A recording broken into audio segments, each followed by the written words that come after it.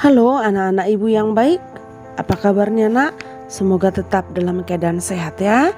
Salam jumpa, salam sehat dari ibu. Tetap semangat ya nak. Oke, sebelum belajar mari kita berdoa. Dalam nama Bapa dan Putra dan Roh Kudus, amin. Allah Bapa yang baik, Engkau telah mengutus Yesus Putramu ke dunia untuk mewartakan kerajaan Allah.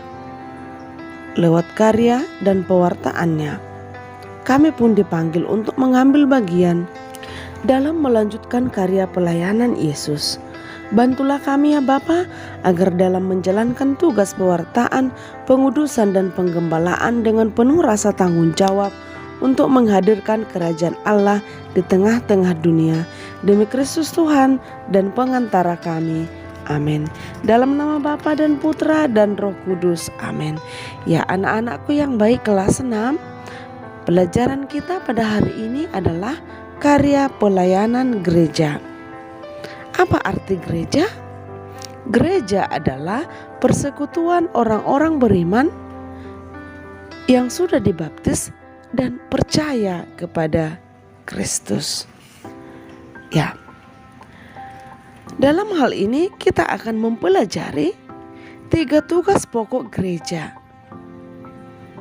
yang merupakan tugas yang diberikan oleh Yesus kepada para muridnya dan diteruskan oleh semua orang beriman.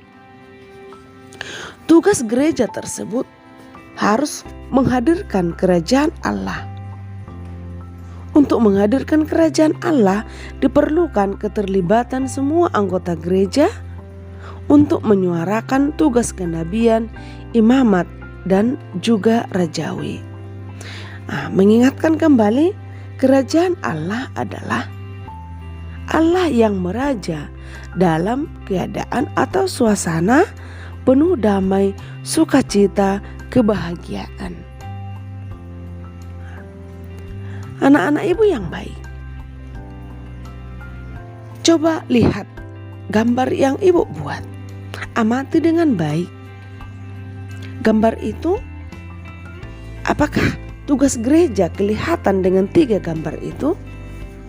Ya. Oke, anak-anakku yang baik. 3 gambar dan juga kisah di atas ya, sebenarnya menggambarkan 3 tugas gereja, yaitu sebagai nabi, imam, dan raja. Ketiga tugas tersebut adalah 1. Mewartakan atau kenabian, 2. Pengudusan atau imamat, dan 3. Penggembalaan atau rajawi. Maka semua tugas ini merupakan tugas pokok yang harus dijalankan dengan demi keutuhan umat Allah. Dalam bacaan yaitu Matius 28 ayat 16 sampai dengan 20, perintah untuk memberitakan Injil. Dan juga Kisah Rasul 2 ayat 41 sampai 47 menunjukkan cara hidup jemaat perdana. Dan juga Yohanes 13 ayat 4 sampai dengan 17, yaitu Yesus membasuh kaki murid-muridnya. Maka ketiga bacaan ini ada di sana nampak 3 tugas gereja. Anak-anakku yang baik, Yesus memanggil murid-muridnya untuk melanjutkan karya dan tugasnya di dunia. Maka sebagai murid, gereja menjalankan karya pelayanan sebagai bentuk keterlibatan gereja di dalam 3 tugas Kristus. 3 tugas Kristus tadi masih diingat nak? Yaitu sebagai nabi, imam, dan raja. Nabi mewartakan, imam pengudusan, dan raja penggembalaan. Dewasa ini gereja melaksanakan karya pewartaan melalui kegiatan pengajaran dan pendampingan iman, ya, seperti les katekumen, les komune pertama, persiapan krisma, dan masih banyak lagi karya-karya pelayanan di gereja sebagai petugas liturgi, mesdinar, dan masih banyak lagi. Ya, anak-anakku yang baik, gereja mendapat 3 tugas dari Yesus Kristus untuk diemban sepanjang masa sampai dengan akhir zaman. Maka sekarang juga tugas itu harus nampak sebagai murid-murid Yesus kita ya.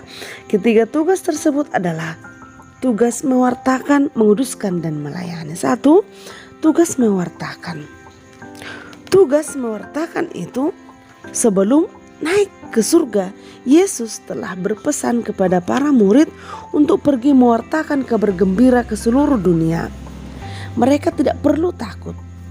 Yesus menyertai mereka. Pesan itu telah berlaku bagi murid-murid Yesus di zaman sekarang, yakni mereka semua yang telah dipermandikan, kita yang telah dipermandikan. Pewartaan adalah tugas utama gereja, bukan pewartaan dengan kata-kata, tetapi lebih-lebih dengan kesaksian hidup. Tujuan dari tugas pewartaan adalah agar Yesus dan ajarannya diterima dan diimani oleh semua orang. Orang yang percaya akan memperoleh keselamatan. Maka anak-anakku yang baik, jadilah menjadi nabi dan pewarta kebenaran. Kedua, tugas menguduskan. Sejak awal sejarah gereja, umat Kristen bisa menjalankan perayaan iman. Perayaan iman ini bukan sekedar perayaan ibadat saja, tetapi juga menghasilkan buah nyata dalam kehidupan mereka sehari-hari. Dalam Kisah Para Rasul yang kita baca, bahwa umat Kristen pertama itu menjual harta miliknya lalu membagi-bagikannya kepada semua orang sesuai dengan keperluan masing-masing. Segala kepunyaan mereka adalah kepunyaan bersama. Cara hidup yang demikian membuat mereka disukai semua orang, sehingga tiap-tiap hari umat bertambah jumlahnya. Gereja pada masa kini juga tetap bertugas untuk merayakan perayaan-perayaan iman itu, supaya umat dan masyarakat menjadi lebih baik, lebih kudus, dan terselamatkan. Salah satu tugas pokok gereja adalah menguduskan. Dengan rajin kedua lingkungan, melakukan perayaan-perayaan Ekaristi, rajin ke gereja, itu merupakan contoh menguduskan dan berdoa. Ketiga, tugas melayani. Tugas melayani ditunjukkan oleh Yesus dengan membasuh kaki para muridnya itu pada perjamuan malam terakhir. Yesus menghendaki agar tugas itu dijalankan terus oleh para muridnya. Yesus selalu melayani orang yang membutuhkan. Ia menyembuhkan orang sakit, membangkitkan orang mati, mengampuni orang berdosa, dan memberi makan kepada yang kelaparan. Yesus adalah Tuhan segala Tuhan, tetapi bersikap rendah hati dan siap melayani. Anak-anakku yang baik, maka cara kita melayani harus dengan baik. Melayani lewat doa, melayani dengan belajar dengan baik, melayani dengan perbuatan-perbuatan yang baik, menolong orang yang berkesusahan, dan mendoakan mereka yang membutuhkan doa-doa kita. Semoga anak-anakku yang baik mampu melayani dengan baik, dan yang termasuk pada saat ini kamu tengah belajar.